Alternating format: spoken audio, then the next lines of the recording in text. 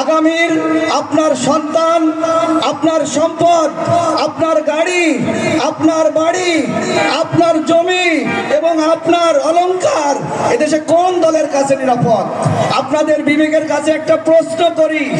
আপনার সন্তান আজ নেশাখোর হয়ে যাচ্ছে, আজকে আপনার সন্তান সন্ত্রাসী হয়ে যাচ্ছে।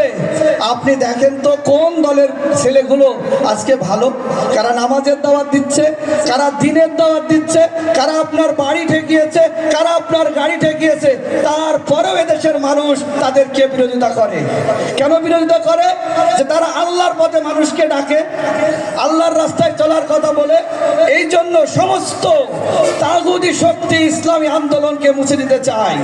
কিন্তু আল্লামা ইকবাল বলছেন, আমার আজানের ধ্বনি ইতরে পাথরে নদীর কলরবে, পাখির কণ্ঠে কণ্ঠে পৃথিবীর মঞ্চে মঞ্চে পৌঁছে যাবে, কেউ আমার আজানের ধ্বনি লিভাতে পারবে না।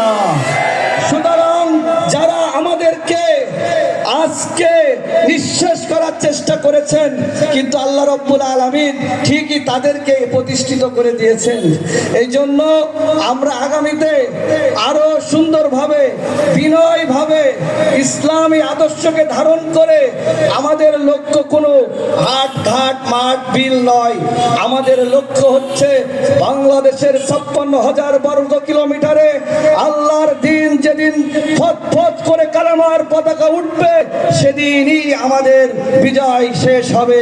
এই জন্য আমাদেরকে প্রস্তুত নিতে হবে, আমাদেরকে আরো ইসলামী মাইন্ডের হতে হবে, আমাদেরকে অহংকার মুক্ত হতে হবে, আমাদেরকে গীবত বাদ দিয়ে আমাদেরকে আল্লাহর কাছে কিভাবে সন্তুষ্টি অর্জন করা যায় সেইটা অর্জন করার জন্য আমরা যেন আল্লাহর একজন নিবেদিত, একজন দিনদার মুসলমান হতে পারি।